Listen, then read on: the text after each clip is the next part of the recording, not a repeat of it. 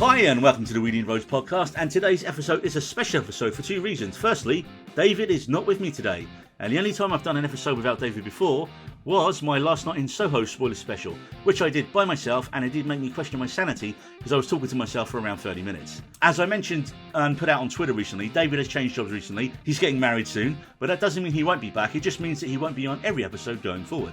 So that leads me to the second reason why today is a special episode, and welcome to my guest co-host for the day, Mr. Jose Lopez, all the way from Tampa, Florida. So hey Jose, how's it going? Going very well. I'm excited and a little nervous. If anything, I at least can provide a good opinion on things. So I know that's very important it's very important on a podcast, right? 100%, man. Yeah, that's basically what podcasts are. Now, dear listener, I should let you know there is another link between myself, David, and Jose, in that all of us work for the same cruise line back in the day. And I don't think I've seen you in person, Jose, since you popped down to Miami before I joined the ship there many, many years ago. It must be over a decade ago now. Oh my goodness, you're right, actually. Yeah, it's 2023 now.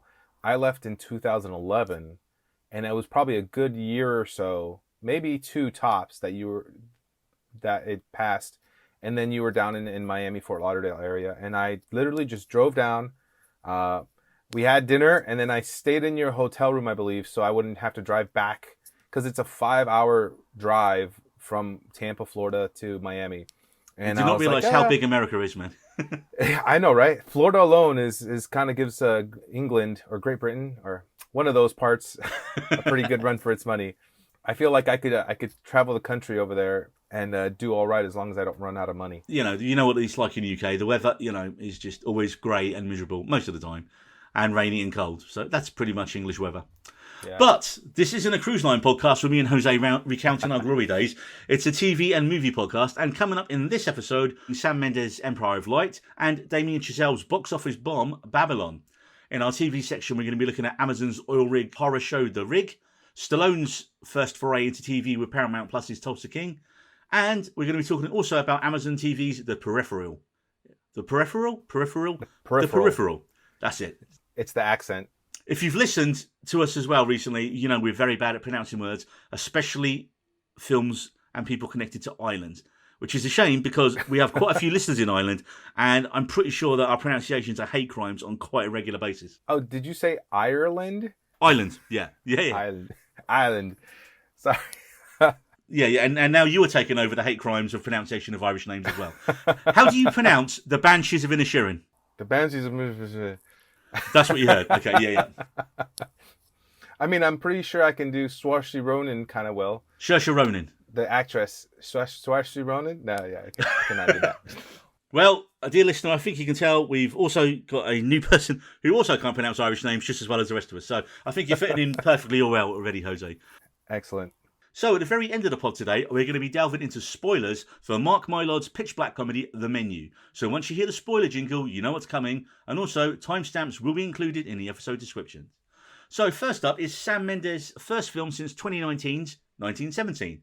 And that film is Empire of Light, starring Olivia Colman, Colin Firth and relative newcomer Michael Ward, in a tale of mental health, racism and cinema, which is kind of billed as a romantic drama. And I think it's fair to say it's had quite the mixed reception, only taking in 4.5 million at the box office, and other reviews praising the acting but criticising the screenplay, which I think is kind of fair. The film is about the budding relationship between cinema workers Hilary Small, played by Olivia Colman, and young new employee Stephen, played by Michael Ward. And as the film progresses, we learn more about Hilary's mental health issues and the everyday racism Stephen has to face. And this story is glowingly played out against the backdrop of Margate in Kent, and set in the 1980s. And, well, I mean, this film hits really close to home because Margate is literally about a half an hour, 40-minute drive away from me. So it's funny to see places I've been and seen on screen. Because, again, in the States, I bet when you watch films, you get so many iconic films are filmed around where you are. Because you say you're in Florida. I bet you see any film that's set in Florida, you go, yep, we know that place, we know that location, we know that road, exactly. It's probably not as common as you think because in some situations they actually film in other states, more commonly Georgia. They've done that for a few, but like Ocean's 11 has the racetracks from St. Petersburg, Florida, and Magic Mike has I forget the name of the city, but Sarasota, the area where they would be on the beach, and then they go to an area named Ybor City, And those two places, that's the funny part about movies, is they make them look so close to each other, but it's a good hour and a half difference. But it's fun to kind of see different areas of our hometown portrayed a lot closer than they really are. Well, that's the funny thing with Margate is, I mean, it's kind of become gentrified quite a bit over the last couple of years. It was not a nice place. I remember when I was at uni, we went to Location Scout Margate for a film ourselves. And I almost stepped on a hypodermic needle getting out of the car in the car park. So, you're like, wow, oh, that's the kind of place. But we've had quite a few... on. It's funny, it's kind of come up a little bit in the last decade because we've had quite a few rock stars have moved there and artists and all that. And we've got a Turner art gallery, like a national art gallery, is in Margate now. So it's kind of like bringing the tone up a little bit. So it's funny to see this portrayal of it. Having said that, the film is shot by legendary English cinematographer Roger Deakins, who was nominated once again for this film, which will make it his 14th Oscar nomination this year. And yet he's only won twice before. Once for Denis Villeneuve's Blade Runner 2049 and Sam Mendes' previous film, 1917. Like I said, I went to Margate in the 80s and it definitely doesn't look as nice as Deakins makes it look in the film. I mean, it's got that kind of broken down seaside town image and it's still got that, to be fair. But let's get back to the film. I do tend to wander a little bit. So the rest of the cast is rounded out by Colin Firth as the cinema manager Donald, who utters sentences in this film you would never expect Colin Firth to say. And so it's quite a nice against type performance from him. Are you able to provide an example of what he says without spoiling it? No, not really. It's just one of his earliest lines you hear in the film. I think it would shock the standard audience for this film when you hear them say it. Because this is like a Sunday afternoon film, right? It's one your parents are going to like. It's a slower, slower paced, kind of more adult film. I think I might have been the youngest person in the screening when I went to see it. And that was like 8 o'clock on a weekday night. So, yeah. And, of course, we have National Institution, Toby Jones, as projectionist Norman. And he kind of takes the main character of Stephen under his wing a little bit. Now, the pros with this film are the performances. And we know that Olivia Colman is excellent in everything we put her in. And she does give an awards-worthy performance in this film, as she really encompasses her battles with mental health, which is especially relevant when there is much more help and understanding about it these days, which there clearly wasn't back in England in the 1980s, especially for a woman like Hilary. She has a film-stealing monologue that, again, it's probably one of the most unusual plays you'll ever hear on Shakespeare's to be or to not to be speech later on in the film. And, again, I was watching that going, well, this is our Oscar moment for this year. Having said that, though, she wasn't actually nominated. Also, if you need a nice, relaxing instrumental soundtrack, then this is one for you as well. Ironically, though, it's done by Trent Reznor from Nine Inch Nails and Atticus Ross, who've done a lot of work with David Fincher over the last decade or so. But they're really kind of synthy soundtrack. It kind of matches the dreamy pace of the film, and it's really nice chill out music. So if you need, like you say, a nice, relaxing soundtrack, then that's one definitely worth checking out. Now, the problem with the film for me is that it never really commits to one of its central themes. Is it about mental health in the 1980s and how poor the support was and still is in places? Or is it about racism in the 1980s? Or is it about cinema and the fading fortunes of an independent cinema in a seaside town? Well, it's all of these things, but it never really goes in depth on any of this. From the initial images and pitch about the film, I was expecting more a film about a love of cinema, the one that can't really commit to any of its main areas. And it does feel bad attacking the film for this, because all three main issues the film wants to address are really worthy, but they've been done better and in more depth in other films when that issue is the primary focus and you're only really giving lip service to all three like it does in this.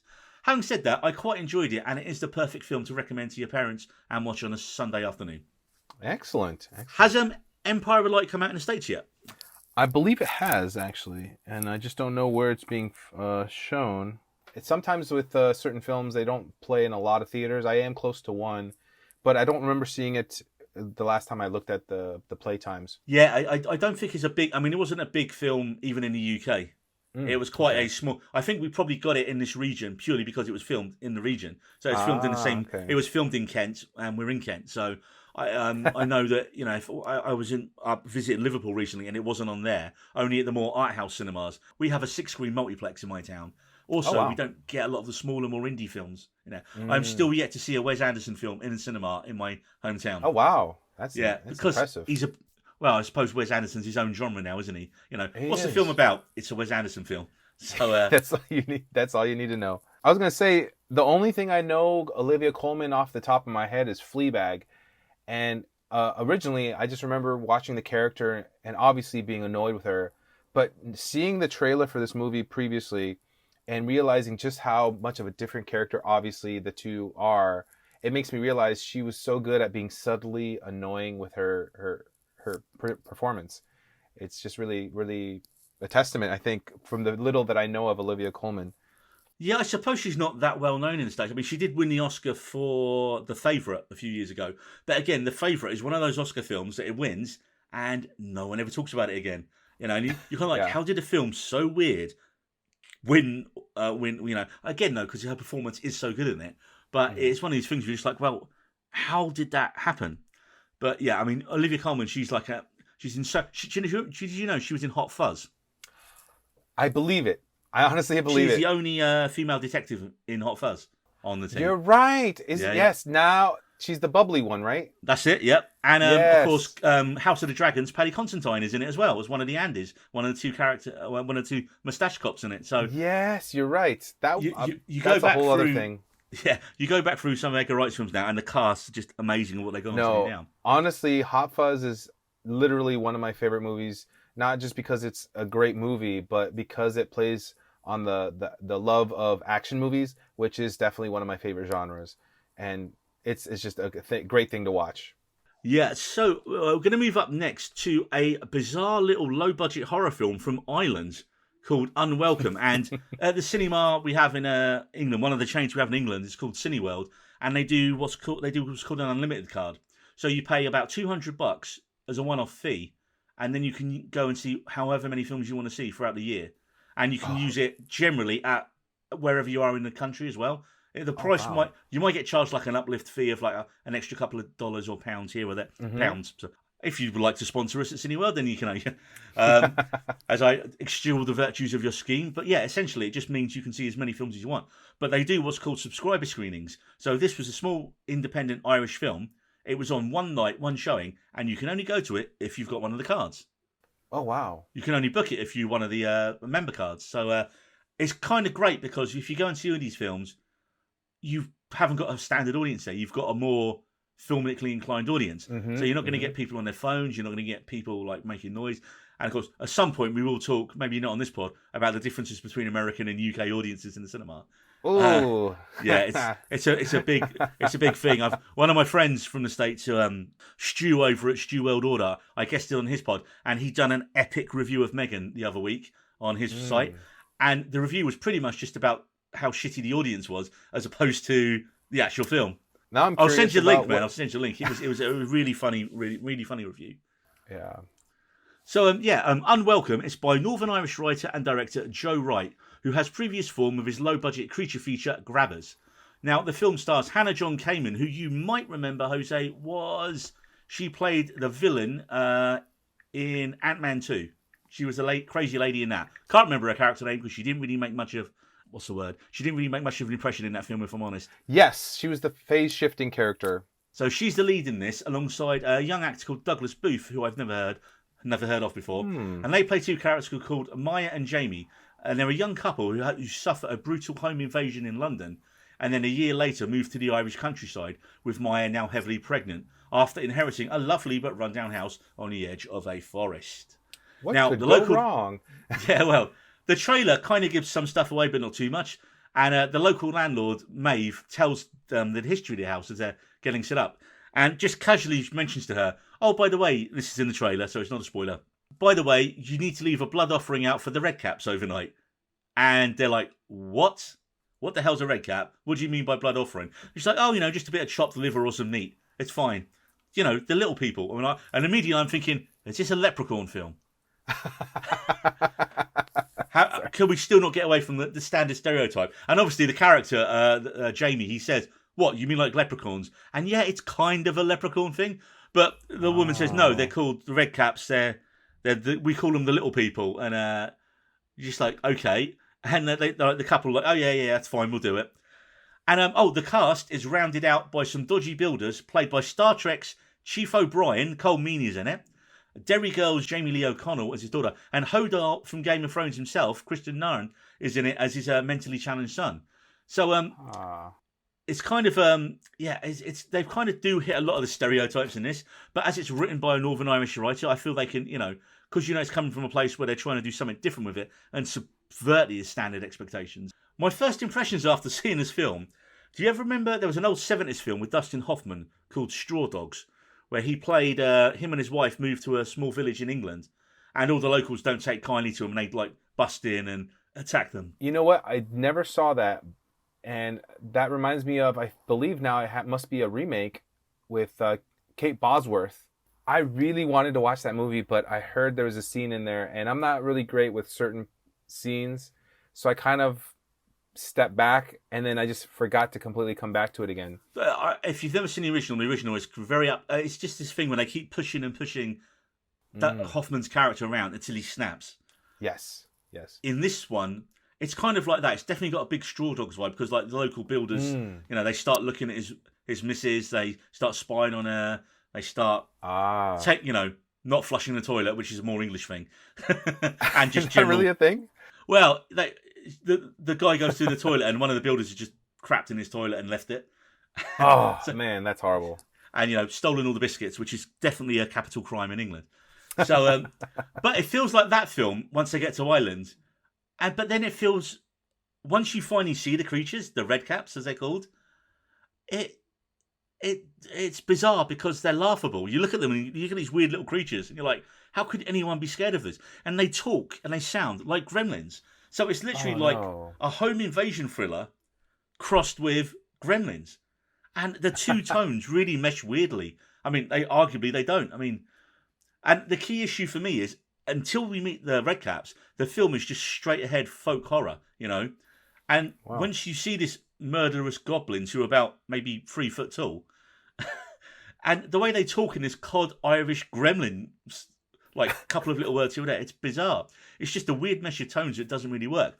However, positives are there's a great lead performance by Hannah John Kamen as Maya, and she's got this kind of mother's instinct. She's going to do anything to protect her unborn child. Her relationship with her partner Jamie is interesting because Booth gives a really good performance as a man who feels useless after not being able to protect her in the original home invasion, which is why they moved to Ireland. And he kind of feels useless and burdened with this kind of impotent male rage. I'm watching this thinking, okay, this film's going to go one or two ways. I can see what they're setting up. It's clearly going to be ending A or ending B. And it goes for ending F. Like, it's just like, you go to the ending and you're just like, what are they doing? This guy has clearly just decided, there's the simplest way I can say without giving anything away, is it feels like he's decided to channel Ari Aster and Hereditary and just gone absolutely batshit insane for the ending of this film. And yet, tonally, it just doesn't fit in with what we've seen going before. It's comedy, it's horror/comedy with not enough work on the comedy, really, to make it work. And like I say, it feels tonally jarring. But I would say it's definitely worth a watch. And I think in the States, this probably won't even make it to the cinemas over there. I think it'll turn up on like one of the streaming services late night somewhere. Hey, what's that one big streaming service? Just purely horror movies, I believe. That's where Shudder. Yeah. Shudder, yes. I think that's definitely where... We've got Shudder in the UK, so potentially it's going to be on there sometime soon. Oh, so we have a streaming service with the same name. Okay, that's great. Well, I mean, we all have different... Well, we were saying this earlier, wasn't we, offline? You have Disney Plus, we have Disney Plus, but we don't have Hulu. So all the Hulu shows end up on Disney Plus in the UK. And we don't have HBO, and it's a mess, man. We'll get into this on one day. We'll talk about the differences. That could be a subject for the pod one day, where we break down the differences between UK viewing and the over stateside. So I get the feeling Unwelcome's probably not going to be high on your list of films to watch, Jose. I recently watched Barbarian, and that was a movie where I was on the fence when I saw the trailer. I thought it had a good concept, but I really didn't have that draw to watch it. And then a friend dragged me to the theater, and I was just like, what the fuck is this? And I really enjoyed it, even though my friend who watches more horror, she was like, yeah, it was okay, but it was a little weird. And, obviously the ending, not really what you're expecting. But I'm a fan that if a movie takes a risk and just goes all in on it, I'm about it, And I feel like personally, I think it did it well, just because I don't know the genre very well. So I don't know if comparatively, if it was like anything, or if it was ripping something off, or if it just had an idea that another movie kind of went with, but did it better. So, but I enjoyed it. No, I think if your friend who dragged you off him, she dragged you to a good horror film, because I didn't get a chance to see Barbarian in the cinema, unfortunately, because again it was on a quite a limited release over here, but it ended up on Disney Plus over in the UK. I mean that's a bizarre thing. Like kind of feeding back to what you were saying is that it's bizarre some of the content that ends up on Disney Plus in the UK now. That you would never in a million, because everyone was so worried when Disney Plus was a service that, oh, we're not going to get any adult material on there, and holy shit, some of the stuff we've got on there now at the minute. What I will be talking about on a later show coming up soon, there's a new superhero show that's just dropped called Extraordinary. And Extraordinary. Yeah. Oh. If you guys have got it in there, I think it might be on Hulu in the States. I think it's actually on Disney Plus over here. Brilliant, that's even better. It's 8 episodes. I binged the whole 8 episodes in the last 2 days, and it's kind of like a British superhero sitcom. But the twist is, what if the main character is the only person in a kind of group of friends and who didn't have a superpower? The idea is when you're 18, you get a superpower. But again, what the show does really well is they're really mundane and slightly crap. There's one guy, he can turn back time, but only 4.5 minutes. There's one guy that can summon fish, but it doesn't really work great if you're nowhere near a river. Magnet girl, who just stuff flies to her, and a lot of the powers can't be controlled. So, but one of the main characters, she can channel the dead. So that's like a really cool power. Ooh, and she works as a lawyer dealing with estate stuff and all that. But it's written by a young Irish writer called Emma Moran. And man, I've not laughed as much at a superhero piss take since probably The Boys first came out. Oh, so, yeah. Have you seen the cartoon equivalent of The Boys called Invincible? Yeah, my co-host, he's a massive fan of Invincible, and I don't know if he's read the comics on it yet, but again, I can't. I that was one of his shows of the year, the year when it was out. Yes, I saw the first episode, and the ending. I'm like, okay, I'm watching this show. And I recently saw a hot take on a casting, which now makes me need to see this in live action. Henry Cavill as Omni-Man, and you see that picture with him in the mustache with Mission Impossible, and you're like, yes, immediately, yes. I mean, Henry Cavill, it's a strange one, man. He's had the best and worst luck. Gets his dream role with Superman. Arguably, he's in Superman films that not a lot of people really liked. I mean, it's kind of split the fandom. If you're a Snyderverse fan or not, do you like Cavill or not? Do you like the direction he takes it or not? Not going to get into that today because we've spent way too much time in the past talking about it. But suffice to say, didn't really get to portray the Superman he wanted. However, he got his cameo at the end of Black Adam, and we were all, oh, great, he's coming back. Except then James Gunn took over and was like, yeah, but you're not. Because he wants to go young Superman. And, of course, he'd left The Witcher, although there are varying stories that he left The Witcher because he didn't like the way the writers were taking the story, the showrunners, and that he wanted it to be more akin to the games and the novels. I choose to believe that. I honestly choose to believe that. Because I think he could have made it work. Because, you know, it's going to be how many years before they were doing the next Superman film. He could have easily kept doing so both. And to be honest, I know quite a few players of the games and a few readers that they were upset with the first season straight on because of how it diverted. Yeah, they tried to be too clever with the storyline for me, because I'm a fan of the games and read the books, and I was watching it going, I completely missed the alternate timelines thing. I was like, wait, what's going on? This isn't happening at the same time. About 4 episodes in, you see a character who died in the first episode. You're like, wait a minute, what the hell's going on here? So, yeah, they kind of tried... In a way, the season 1 of The Witcher was a couple of the short stories from the first book and trying to get us to the place... Because all anyone wants from the Witcher TV show is to do the Wild Hunt storyline from the games. And I think we're finally going to get it with the 3rd series, hopefully. But then again, is anyone going to bother watching a 4th series that maybe has, that doesn't have Cavill as Geralt, and suddenly we got budget basement Hemsworth doing it? No one's really going to care, unfortunately. Clearly, listener, we have gone a little bit off topic today, but again, this is because me and Jose haven't really even chatted to each other for about a decade. So clearly, it's a work in progress. But I am going to try and get back on the format, and the next thing on my schedule says... I'm going to talk about Damien Chazelle's epic period film, Babylon. And by epic, I mean 3 hours and 9 minutes long. Starring Margot Robbie, Brad Pitt and Diego Calva. They are our three main characters, and the film kind of follows their fortunes from the hedonistic silent film era in 1926 right up to the 1950s. Now, sadly, this film flopped massively in the States on its opening weekend, taking only $3.5 million on a budget of around $80 million. Having said that, it has done slightly better since, moving up to around $30 million worldwide.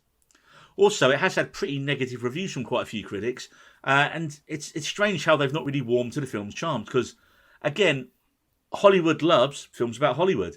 So an epic Hollywood film about Hollywood with some of the best, actors around at the minute in Robbie and Pitt, you would expect this film to do well, especially with, everyone loving Chazelles' work. Admittedly, First Man was probably his... Again, I saw First Man in the cinema. I thought it was a great film. It just, I guess if you haven't got that much interest in the story of Neil Armstrong and Buzz Aldrin, your mileage varies on the film. It's like me for La La Land. I'm not really a musical fan guy, so that kind of just... right over my head. But again, it's a guy who did Whiplash, right? Whatever he makes, people are going to be interested. Unfortunately, I haven't seen the film, but I think it's one of those that's going to have a following after it goes back. And I want to see this film. It looks so much fun. And I think one of the funniest little tidbits is with Margot Robbie, and it looks like Samara Weaving. It's one of the few times you're going to see two women who look so similar in one movie. And I think in the trailers, it was like, the Samara Weaving was arguing about being replaced almost unofficially, and I have to see that in context. I mean, you've pretty much said it in context. There's not much more of that in the film. There's not much more she says, to be fair, and it's a shame. Like I said, we finally have Aussie lookalikes, Margot Robbie and Samara Weaving, in the same film. Although Weaving has one more line than what you hear in the trailer. Oh, no. Yeah, she's not in it a lot, unfortunately. But someone, please, cast him again with much more to do in the same film. Because, again, they just went for the easy joke on how much they look alike, like you mentioned. But yes, I will get into the pros and cons of the film, because I think there's quite a few on both. So, for me, the pros, the direction, the editing, and the production design are absolutely amazing and dazzling. There are such audacious swings by Chazelle here. Indeed, the film's finale at the end... it's incomprehensible that when you're watching it, when you're sitting in a cinema, you can't believe he has got away with doing what he does in this finale. And for that reason alone, it's worth seeing it in the cinema. I mean, it clearly shows his love for cinema. And like we mentioned just a minute ago, I would always prefer to see a director try something groundbreaking and original like Chazelle has done here, even if it doesn't completely work. So, as we say, you've got Margot Robbie. I mean, she's always fantastic in whatever she's in these days. And her character, Nellie Leroy, is just a force of nature throughout the film.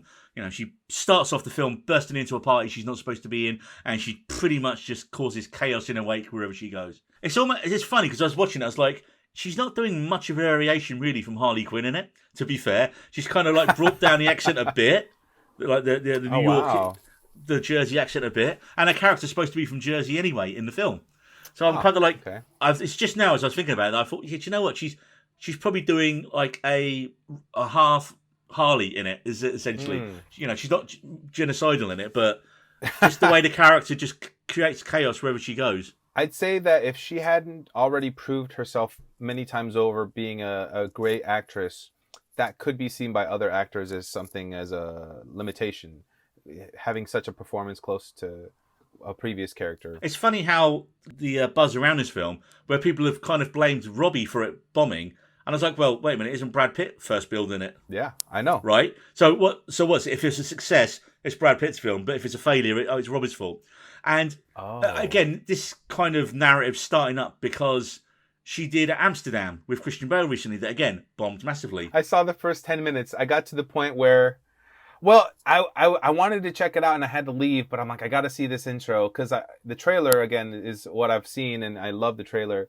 But I got to the point where I won't spoil who gets killed, but someone gets killed in the beginning and I laughed so hard because I wasn't expecting it. And I know it's not supposed to be a laughing moment, but... I think it is. I've definitely it's the person who gets killed what got me. And you don't cast that person to play that role, have what happens to them happen to them, and not expect that reaction. I suppose if you're a fan of that person, you could definitely be more shocked. But yeah, when I saw it, the 12 people that were in the cinema when I saw it, there was a bit of chuckling because everyone was like, we couldn't believe that happened. Yeah, it's and again, people were saying, oh, but it's a failure. She's co-leading it, right? It's Christian Bale's film, really, and John David Washington. They're the main characters, and all three of them are the lead characters. But yeah, she's very, very good in it, man. And it's funny, again, this is going to be the year of her again. She's got Barbie coming out later in the year, which is going to be a postmodern masterpiece, if the opening trailer's anything to go by.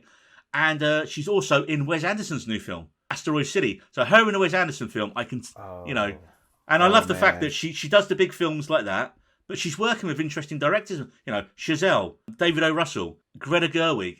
And not every film these guys make is going to be a massive box office hit. But I guarantee you a lot of the reviews are probably going to be good among the critics because they're more critic-friendly filmmakers, but not necessarily big box office filmmakers. So she's walking that line, I think, really well she does like the Suicide Squad stuff. She does, the Harley Quinn stuff, but then she gets to do what she wants to do. And if you're an actor, that's pretty much what you want to do, right? I will say young Mexican actor Diego Calva is superb in this. And maybe the best performance in the film. And for me, because I was more invested in his storyline than any of the other characters. Bizarrely, before this, his only real notable role that I think many people had seen, he was in Netflix's Narcos Mexico. He'd obviously worked back in Mexico and done a lot of Spanish language films and TV beforehand. But on the kind of major international scene, Narcos and then this. And he holds his own with Brad Pitt. He holds his own with Robbie, and he's very, very good in it. It's great to hear. However, the cons. Oh. The cons. Now, the story and the script just meanders all over the place. I mean, the story takes place over about 30, 40 years. And it kind of goes from set piece to set piece rather than telling a coherent story. Brad Pitt's character really wasn't needed. You could have told this film without his character in it. You kind of have the rise to fame of Robbie's character and Calva's character. And it's kind of the rise and fall of the Hollywood era because she's a star in the silent era. But what happens when she has to talk on film? And there's a brilliant... they showed it as a clip on a UK chat show where there's a bit where they're trying to use a mic for the first time recording her saying something. She keeps missing her mark. She's too loud. She's too quiet. The cameraman's almost dying from heat exhaustion in a thing, but they have to have it. And it's like that bit in The Room where the disaster artist where he keeps doing that take over and over and over again. Oh, my God. And they do that exact sequence. He just has to walk out and say, "Hi, Mark." And he can't say that. It's like this, but it goes on for about maybe 15 minutes in the film. And the tension just ratchets up and ratchets up and ratchets up. So it's a very, very good sequence. But Brad Pitt, there are subtle suggestions made about his character in the film. And I was like, oh, that's interesting. Is it going to go there? And no, they never expand on these threads and they're never explored. A pro and a con to the film, it has this amazing cast, but a lot of them are limited to one scene cameos. Opening scene, Olivia Wilde's there as Brad Pitt's first wife, and they have an argument in the car. That's it. See you later. Gone. Never seen again.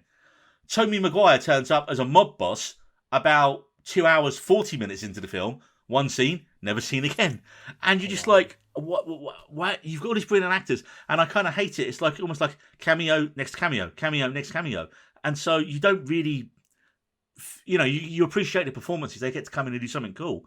But it's just sitting there going, right, well, they haven't really done what I wanted them to do yet. I'd care about them more if I knew I was going to see them again.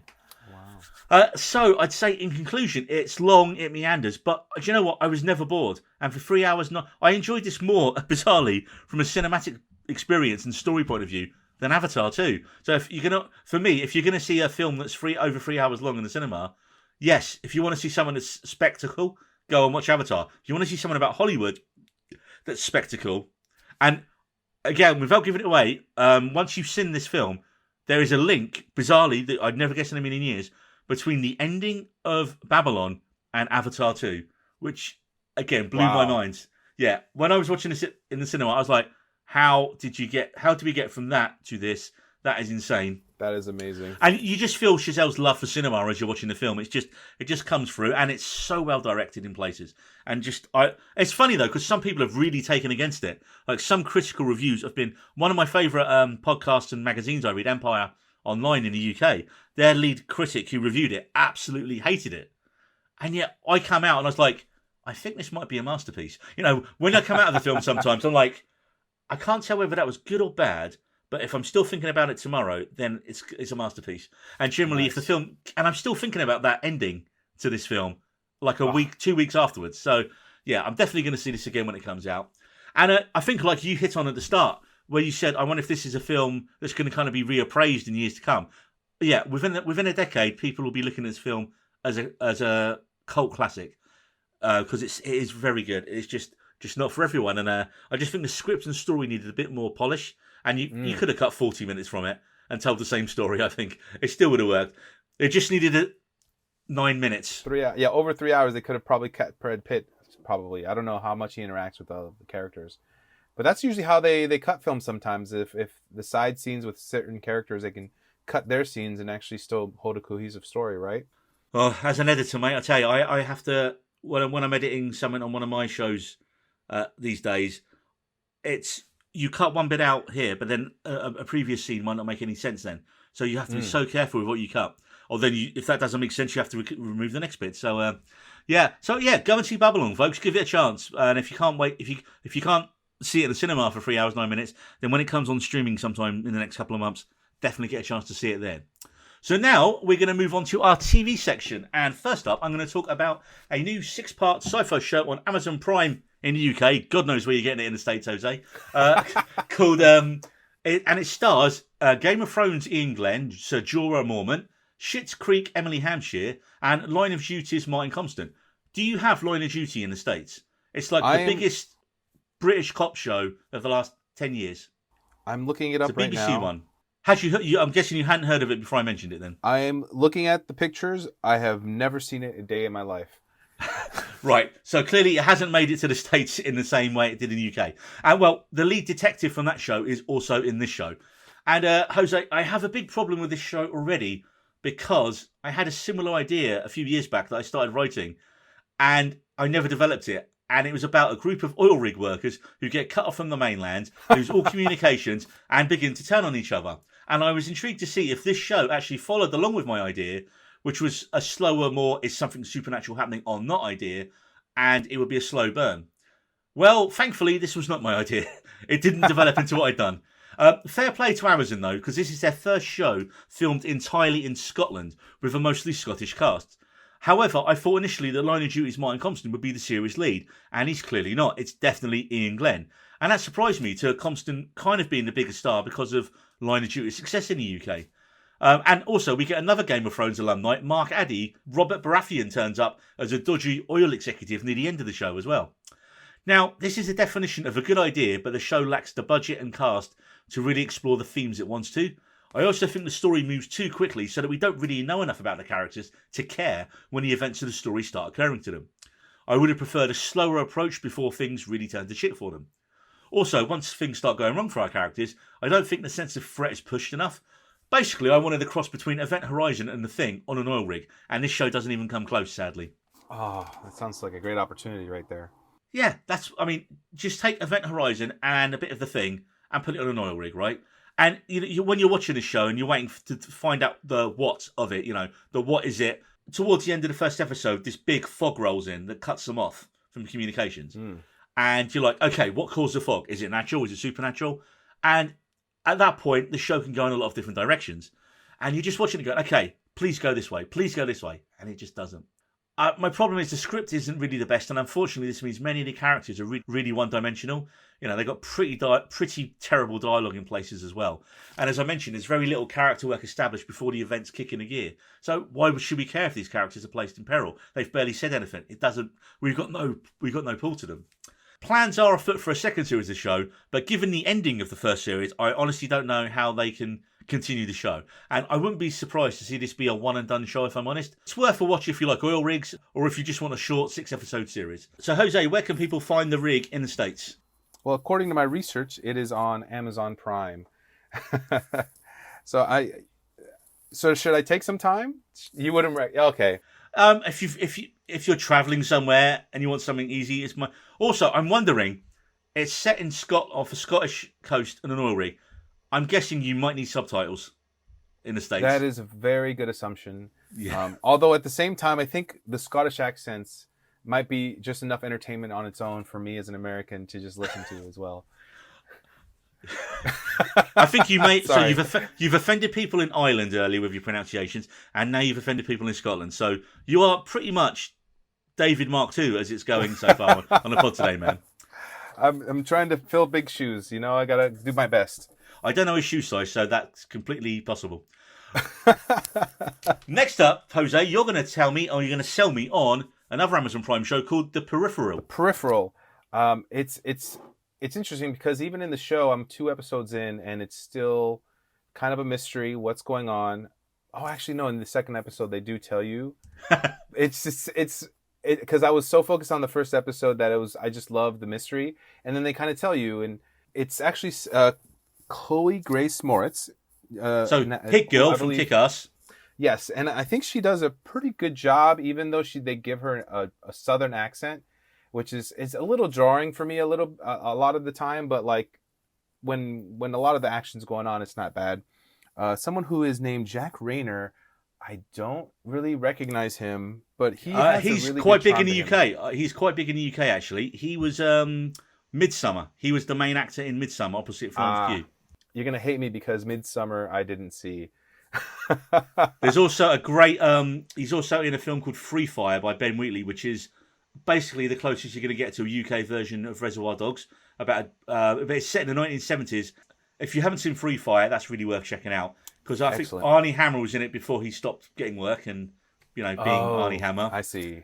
But there's so many actors who are massive now who are in that film, and it's just about a drug deal gone wrong in a warehouse. So it's definitely Reservoir Dogs, but the soundtrack, the editing, Cillian Murphy's in it as well, and he's now man of the moment. I have to say that I really like Jack Rayner. It's amazing how so many British actors are coming around. He's Irish. He's actually Irish. So Irish. Is he Irish in the show, or is he doing an American accent? He's not. He's doing an American accent, and I'm like supremely surprised because European actors, they're coming along and doing roles with American accents, and I have no clue. And I actually enjoyed his character quite a lot. The beginning, they did kind of hint to things. And then in the second episode, they really show off what the characters are about. Him and a group of his friends, they're in the military, and they don't explain it, but then they show them as being augmented humans. So there's 2 parts to the show. There's the original part, it's set in 2030, maybe 2032, which is about 10 years from now. I have an issue with that for reasons I'll go into. But then there's a second portion of the show, which is called The Peripheral. And spoiler for the second episode, it means that when...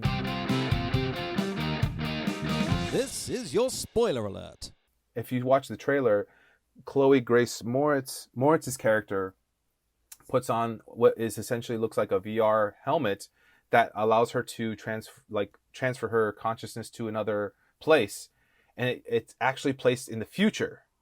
So there's technology that's created 10 years from now that is created actually in the future 100 years ago. It's, I think, the year 2100.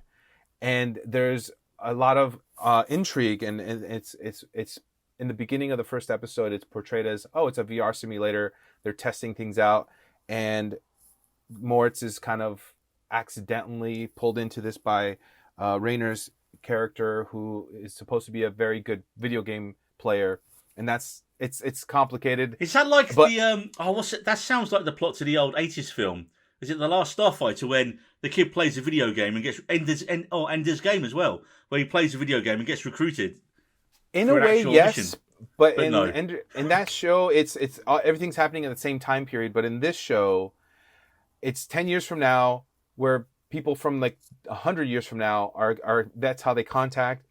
And I don't want to give away too much because it's actually really interesting and I see a lot of potential. I just think that for me, I'm a big fan of sci-fi. So when they show technology from 10 years from now, they imply that a lot has happened. And I feel like it would have been better if they would have said maybe 25 years from now and 100 years from now. Because it's all actually based in a realistic way, future, but I feel like 10 years is too fast because of some of the augmentation, some of the technology. But it does have the right idea going, if that makes sense. Do you know what? I have to question if this show was filmed in the UK. Because looking at the cast list... I know, right? Most of the cast are British. Gary Carr, who plays Will from Everton, London.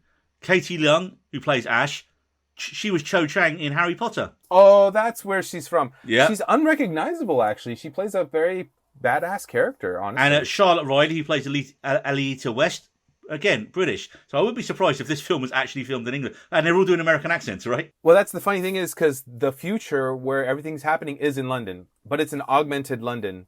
Okay, I really think I'd really like to see your reaction to the show. Yeah, do you know what? It's on the list, man, because I'm looking at like the tagline for it. It says, set in the future where technology has subtly altered society, a woman discovers a secret connection to an alternate reality as well as a dark future of her own.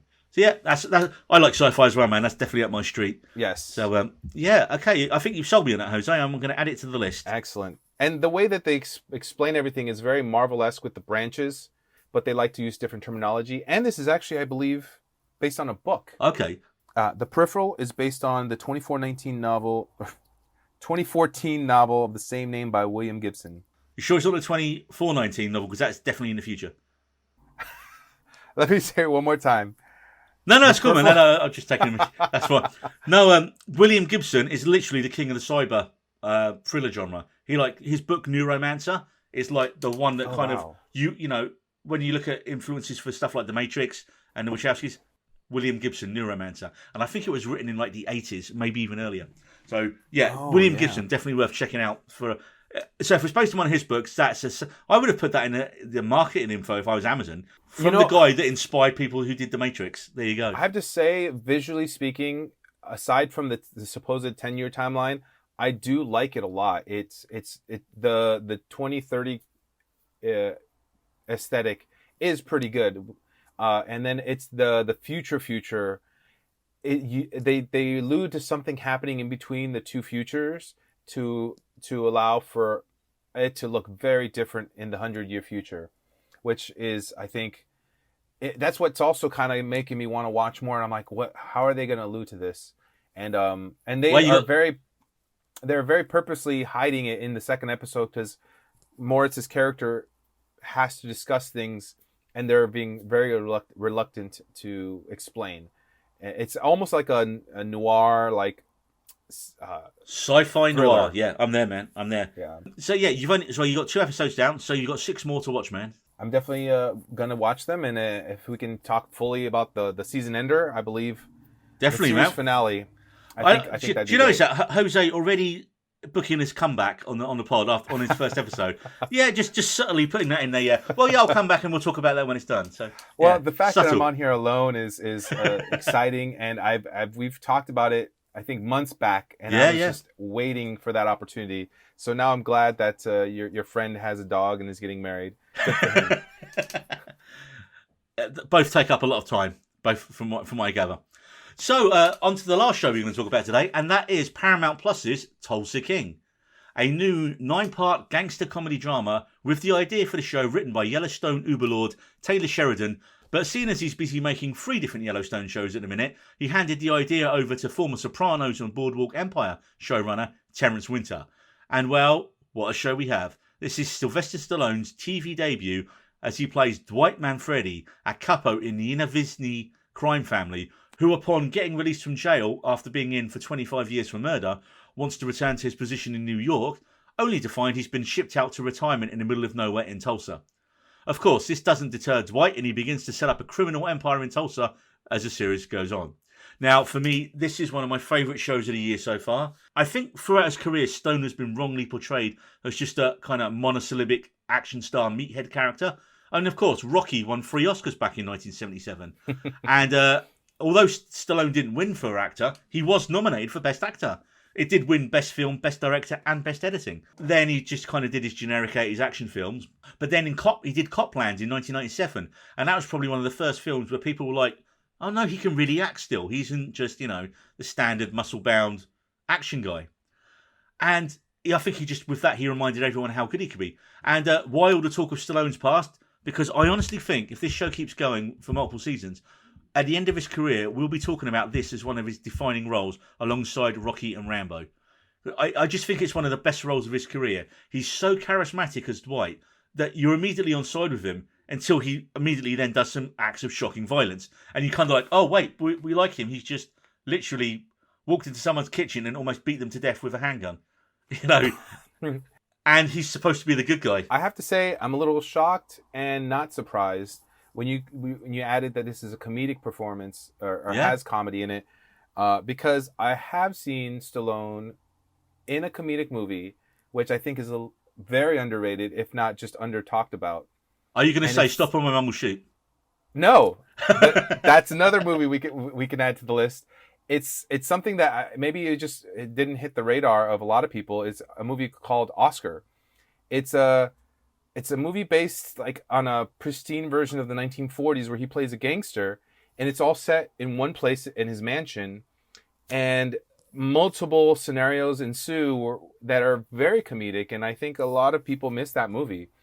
I've never heard of it. Yeah, so it's very funny. He's really good at like reacting to the situations that happen around him, and there's a lot of great actors in it too. As we get to the story, the whole kind of story of season 1 is that Stallone begins to put together his own crew in like rural Tulsa. You've got Martin Starr in it from Silicon Valley, playing Bodie, a local weed shop owner who he tries to get to pay protection money. And you got Jay Will as Tyson Mitchell, a young cab driver who's immediately impressed by like Dwight's kind of swagger and becomes his personal driver. And you've got Garrett Hedlund as a Smith, a bar owner and ex-convict himself. What makes this show great is that really hard to do perfect mix of comedy and drama, and how well the show walks the line between the two. Because as the season progresses, Dwight, he comes up against biker gangs, the ATF, and of course there's going to be issues with the mafia later on for putting him out to pasture in Tulsa. Not only is this a fish out of water comedy in that Dwight is this smart suit-wearing old-school gangster dumped into a very demographic in the Midwest, but as he's been inside for 25 years, he's also a fish out of water with modern technology. I mean, episode 1, you see him trying to get a cab for the first time, and he doesn't have a smartphone, so he can't get an Uber. But you see him quickly learning how the modern world works, and he starts to become successful, which does cause issues with his old, gangster family back home. Tonally, as we mentioned about comedy, this one show this did remind me of in how it mixes the action, the violence, and the comedy quite well. Barry. It's very similar to Barry.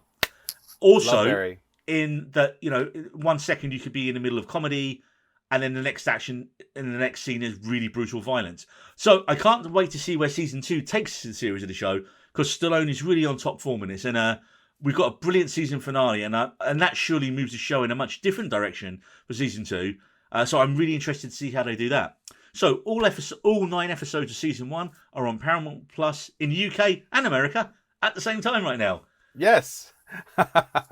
Honestly, if you haven't seen it yet, go and watch it. It's one of my favourite shows of the year.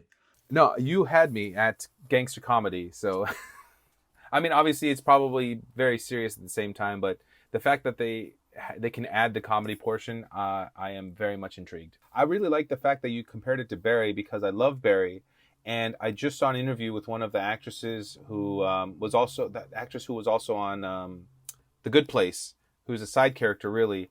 She admitted that there might be a 4th season, which blew my mind. Oh no, they're making season 4 of Barry, because that's confirmed, man. Yeah, Bill Hader is down to direct every episode as well. Wow, I am very impressed. I mean, Hader's just... We could do a whole pod on just how great Bill Hader is, man, and how next to no one in the UK seems to know who he is. That's insane. Saturday Night Live, right? We only just got Saturday Night Live a couple of years ago in the UK, finally.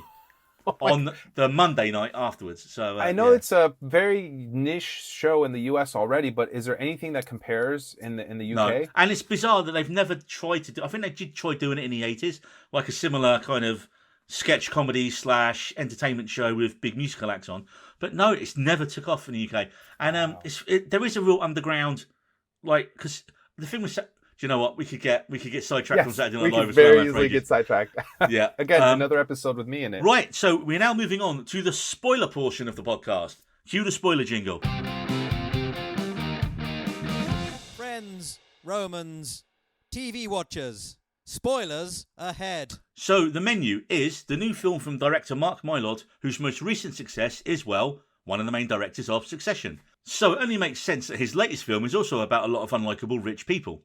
In The Menu, a group of unlikable rich people journey by boat to a restaurant called Hawthorne on a private island run by celebrity chef Julian Slowik, played by the incomparable Ralph Fiennes. Now, We're not going to we're not going to recap the whole plot of this. We're just going to talk about stuff that we liked about the film and whether we did like it or whether we didn't like it. First off, I love the fact at the very end of the film, Anya Taylor-Joy's character escapes because she gives Slovik a challenge at last. Yes. And she gives him that brief moment of happiness by getting him to make her a simple burger, and that even in his demented plan, she escapes because she wasn't supposed to be there, therefore she is not part of the menu. And because she gives him joy in cooking that one last time, he spares her. You know, I have to say, on paper, I would have rolled my eyes so hard at this idea, but the way that they play it up a little bit in like the middle of the movie where she goes to his home and she gets to see those photos and then pulls it off really well at the end, I have to respect the film for doing it in a way that wasn't just annoying. So I really enjoyed that, actually. It was a nice twist. I mean, I think it can be argued every other character bar her it deserves their fate, which is why they're there, which is why they've been selected. I don't know. John Leguizamo's character, who, yes, he may be a little shallow. He but made a really bad Doctor movie that ruined Slovik's one day off. I just think that's hilarious. But I'm like, does he really? You know, but like, I get it. I totally understand it, and I enjoyed. Well, the he's a movie. liar. He's a liar, isn't he? That's basically his thing. He lies about his Oh, position. you're right. Remember, he's saying You're to her, right. "Oh yeah, I know the owner." And she's like, "Do you know the owner?" And he's like, well, no. You know not what really. it is? As I'm also kind of a fan of Leguizamo, but also I feel like out of all the characters, him and his assistant probably were really the least offensive in a way. I mean, when it comes to his assistant, it's funny because, but first of all, she'd been stealing from him. She goes, I've been stealing from you, right? And he's like, yeah, I know. That's why I gave you a shitty recommendation. I totally forgot about that's that. her And reason. But then it's when he says to Fiennes, isn't it? When he goes, what school did you go to? She goes, I forget which school. She says to school, and it's like a Ivy League one. He goes, and do you have student loans? She's like, no. He goes, you die. And it's the way he says it. Yes, it gave me a split second to like, oh, okay, now I see. So that was the details like that are really great. I just really enjoyed how none of the characters were really very redeemable except for Anya Taylor-Joy. Well, and indeed, it's funny because Slovik, he says to them, look, you're all here because you've either contributed to him losing his passion for his art or because they make a living exploiting the work of artisans like him and his team. Well, probably the worst example of that is Nicholas Hoult, who is just an absolutely brilliant arsehole in this film. He's such an absolute foodie twat, and what makes it funnier is, as you learn later on, he was in on the plan from the start. Yes. And yet, great. So that explains, because when I was watching it, I was like, why is he not reacting to this? Is it just because he loves the place so much? And it is partly that. It is partly that he's so enthralled to find his character, but also he knows what's going to happen at the end of the evening. Yes. And clearly that keys into his emotional state with the fact that Fiennes is just able to talk him into killing himself. Yes, so, and there's a two-part thing for me on that alone is it's almost like with a couple things in the movie where when I first watched it, it annoyed me that he just was able to go and kill himself. But then looking back at his character, it was his flaw. Like, it was just like, you know what? He didn't live up to the idea of whatever Ray Fiennes wanted. So he was just so heartbroken that he did it. And I was just like, this movie is very good at being subtle with the way they tweak with your expectations. I love the intertitles. They actually got the guy who does Netflix's Chef's Table to help them get that look. Oh no! So when you have this, so when you have the shots of the food and the way the titles come up, that was purely pulled from that because the audience would have that recognition to it when they saw it. And I love the intertitles, man, especially as they get more demented as the film goes on. The first one where it starts really getting bizarre is like, well, eat the guy's mess, the guy who shoots himself in the head, and it's called that character's mess. Forget the character's name. And then Tyler's bullshit comes up on the screen later on, which is just hilarious. Yes. And then later on with the cheeseburger, just a cheeseburger, really well made. Yes. I didn't know it was related to that, and that just makes it even better for me, honestly. This is definitely a movie that the more I know about the process, the more I enjoy it, or more enjoy the details. What was funny for me, and I'm glad it didn't actually damage the film, was that it was marketed like a horror film. When I started that trailer and it's called The Menu, I was like, this is going to be cannibals. They're eating these people here. That's definitely what's going to happen. Especially when in the trailer you see them running through the woods. And I was like, okay, so it's a horror film, right? But it's not a horror film. It's a jet black comedy. Yes. And I think some people have struggled with the tone. David, the co-host, the regular co-host of We Need a Road, didn't enjoy the film because he didn't like the characters and he thought they were all idiots and that just why wouldn't you try and escape? And it's funny because he mentioned why didn't they just try and escape en masse? And yeah, there was a lot of guards/cooks, and if they were a bit more organised, they probably could have made a run for it.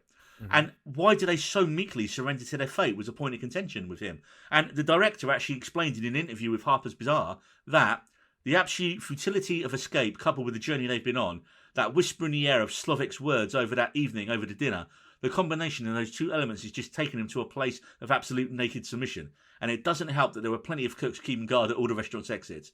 And I can buy that because they're so oblivious to their situation that they can barely even fathom it as it happens to them.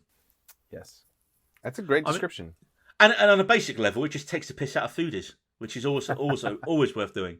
A shout out to Hong Chow, who is brilliant as the great aggressive assistant. And I've just seen her in The Whale the other night as well. I thought she was actually really great. The way she just played a serious employee or assistant, what her role was. She was his kind of, I think she was like his main assistant, wasn't she? And the way she... Or like maitre d'. Yeah, and I just loved how she would put people in their place subtly. It wasn't a forced... when the tech guys asked for bread, yes. No. Yes, it was great. And did you just tell me no? No. But then the ramp up in the other house, the way she's like, "You're not stealing my place." I thought it was really well done, honestly. It's just like a nice character growth in terms of like bring up the intensity a notch. And did you notice the lawyer from Ozark in it as well? I did. I'm a big fan of Ozark. I was happy to finish it last year. Yeah. Did you know she's from Newcastle in England? And she's... Yeah, I'm telling you, it's a British invasion of a different kind. It is in a way because you get so many British actors doing roles in American things and no one knows they're not American. And yet the second American actor goes to a British show, everyone's like... And I suppose it's because it just happens less, right? So, well, I mean, how good are Americans at British accents? That's the question, really. Because I feel like British people are... Claire Danes is quite good. Claire Danes? Really? Is that a joke? She did a show... No, she did a show called The Essex Serpent with Tom Hiddleston on Apple. Oh, wow, okay. And it was a period kind of mystery monster thing. Yeah. And I was like, yep, I could totally believe that. Oh, wow, okay. So, back to the menu, yeah. So, the film has been a really big hit as well. It took around 80 million from only a budget of around 30 million. And, of course, both Taylor-Joy and Fiennes were nominated at the Golden Globes. Obviously not for the Oscars, because Oscars never reward like horror films or genre fare, unless, you're like Return of the King or hopefully Everything Everywhere All at Once. Oh, man. So a small mid-budget film like this isn't really going to get that thing, but Fiennes is so good in it, man. Excellent job. Well, I think that about rounds us up for today on We Needed Roads. That's all the time we got. A big thanks to Jose for stepping into the breach today. And, well, you've already told us you're coming back again, so I guess that's going to happen. Yes, if I have to manhandle my way back in, I'm going to do it. Okay, well, great to see you again, mate. And, yeah, we're definitely going to have you back. And that's all for today. We'll see you next time. We Needed Roads.